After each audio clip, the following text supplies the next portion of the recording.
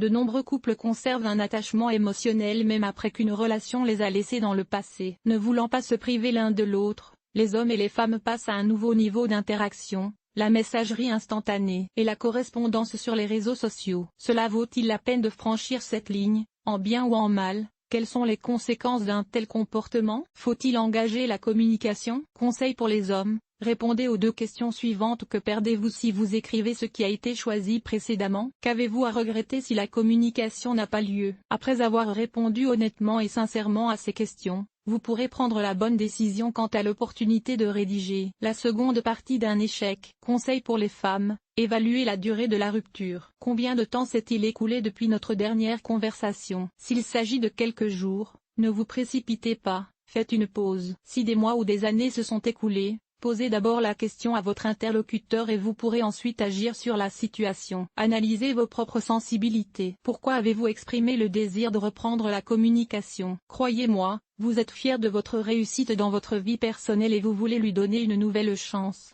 ou vous voulez simplement la réintégrer. Il est essentiel pour votre réussite de comprendre les sentiments des autres et de savoir s'ils souhaitent, au moins virtuellement, être réunis. Si vous éprouvez toujours une attirance physique pour l'autre et que vous n'êtes motivé que par le désir de vous amuser sans obligation, prêtez attention à la partie qui le ressent le plus fortement, surtout si c'est vous qui en êtes l'instigateur. Que fait-il?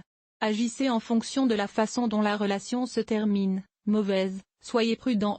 Normal, utilisez des phrases courantes. Si l'impulsion est spontanée chez l'être aimé et qu'il n'y a pas de raison sérieuse, réfléchissez avant d'agir franchement. Il s'agit peut-être d'une nostalgie passagère, qui n'est pas due à la personne, mais à certaines qualités de son caractère, avec lesquelles vous n'êtes toujours pas d'accord. Règle générale. Comment traiter avec un ancien homme? Avant d'utiliser des emojis, réfléchissez à la façon dont le destinataire pourrait les interpréter. Dès que la relation perd son caractère et sa stabilité antérieure, le smiley peut raconter des blagues cruelles. Il est donc préférable de minimiser le nombre d'autocollants de dessins animés plutôt que d'économiser sur les mots dans la correspondance. Faites attention à l'orthographe et à la ponctuation du discours écrit. Certes, il n'est pas nécessaire de calculer péniblement chaque virgule, mais il est préférable pour vous que votre ancien partenaire lise exactement ce que vous voulez dire, mais ne tire pas de conclusions hâtives de votre propre humeur, sur la base d'une série de mots peu clairs. Maintenez un rythme de communication constant. La communication virtuelle ne doit pas être trop rapide et irréfléchie. Le non-respect de cette règle peut conduire à une communication trop compulsive. Il est donc conseillé d'essayer de soutenir une vitesse optimale qui convienne aux deux parties, en rendant la conversation facile et sans tension ou effort. Corrigez certaines limitations de la transmission d'informations. Maintenez la parité et déterminez vous-même le nombre optimal de messages pour paraître cultivé et intelligent. Toutefois, n'en faites pas trop en réduisant les cadres établis et en réduisant les phrases monosyllabiques claires compréhensibles. La concision et le laconisme doivent rester dans un cadre acceptable de ce qui est raisonnable. Choisir le sujet de la correspondance de manière réfléchie. S'il ne présente qu'un intérêt minime pour l'interlocuteur, ne vous précipitez pas et ne forcez pas la communication. Si la communication est une mesure obligatoire, préparez-vous à quelques tentatives. Posez des questions détaillées, échauffez le dialogue, sans provocation, et surveillez attentivement les réponses tardives. En l'absence de contact, il est difficile de construire un dialogue par la communication. Adaptez-vous à l'interlocuteur, mais gérez aussi un processus de communication qui vous permette de prendre les frères en main. Essayez de détecter à temps les changements dans le processus de communication afin de l'aplanir plutôt que d'aggraver la situation. Femmes, qu'écrivez-vous aux femmes? Analyse plus en détail quand et si vous pouvez écrire. Quand l'amertume de la rupture a besoin d'être aplanie. Conseil pour les hommes, rendre la confiance à une femme offensée est une tâche très difficile, surtout si la rupture se produit à l'initiative d'un homme. Commencez par tâter le terrain. Cherchez à savoir si la fille a un problème. Si elle a besoin d'aide, vous pouvez essayer de la lui offrir. De plus, par écrit, il est beaucoup plus facile de le faire que de rendre œil pour œil. Conseil pour les femmes, si la rupture a été douloureuse pour le représentant du sexe fort, appliquez la règle du pas de contact pendant quelques semaines. N'écrivez pas pendant cette période. Sinon, la situation ne fera qu'empirer au lieu de s'apaiser. N'attirez pas non plus l'attention sur votre personne, ce qui provoquerait des problèmes sur les réseaux sociaux. Reprendre la relation. Conseil pour les hommes, l'un des meilleurs moyens d'allumer une étincelle dans l'esprit d'une femme est de lui rappeler des expériences positives en général. Vous pouvez donc orienter la conversation dans la bonne direction et donner un ton et une ambiance positifs. Votre message doit témoigner d'une certaine nostalgie du passé, Mais, pour commencer, sans détail, un peu de bonheur, inévitablement communautaire. Exprimez vos pensées sur vos souvenirs. Mettez particulièrement l'accent sur ce avec quoi vous vous sentez à l'aise pour discuter de ce fait à ce moment précis. Conseil pour les femmes, la chose la plus importante à retenir est qu'il faut se souvenir s'il y a un désir de reprendre la relation sur les canaux précédents. Il n'est pas nécessaire d'être trop écrasante à l'égard de votre partenaire. Vous ne feriez que vous humilier, ce qui provoquerait une irritation supplémentaire. Rappelez-vous qu'il n'y a rien de plus attirant et de plus charmant qu'une femme heureuse et positive. Essayez d'intriguer votre partenaire, changez-vous et faites tout ce qui est en votre pouvoir pour que l'homme se rende compte de la meilleure version de vous. Les messages sont une bonne provocation pour amener l'homme à vous considérer d'une nouvelle manière et ébranler ainsi sa confiance. Dans la décision de rompre, soutenez l'amitié. Conseil pour les hommes, la règle principale ici est d'être prudent. En effet, il peut s'agir d'une voie très dangereuse, surtout si vous n'entrevoyez pas de perspective de rétablissement d'une relation amoureuse. Toutefois,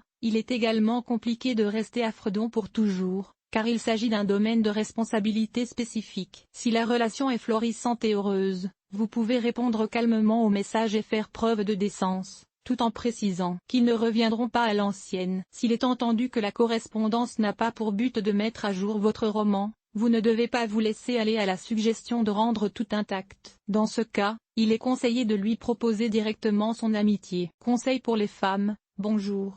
Je suis contente que nous soyons séparés, mais je ne refuserai pas de gagner une amie dévouée comme vous. Vous pouvez ainsi transférer le solde de l'homme à vous-même. Toutefois, il est important de comprendre qu'une telle approche peut en fin de compte inciter à des divertissements trop étroits. Demandez-vous si vous en avez besoin. Comment se comporter et que dire si l'ex, Aya, écrit. Le partenaire précédent a écrit au premier partenaire. Comment réagir? Si vous ne souhaitez pas communiquer davantage. Conseil pour les hommes, vous avez le droit d'ignorer les messages précédents s'ils ne font pas partie de votre plan et s'ils ont un effet néfaste sur votre perception mentale et émotionnelle. Les ignorer est, malheureusement, une réaction tout à fait normale. Conseil aux femmes, si vous êtes absolument sûr, soyez franche et catégorique. Mais si vous avez une idée claire de la voie à suivre pour établir une relation avec une personne, cela vaut-il la peine d'entretenir des rituels? Il y a un désir de tout donner en retour. Conseil pour les hommes, un moyen efficace de susciter l'intérêt d'une femme, et donc de récupérer ce que vous avez manqué,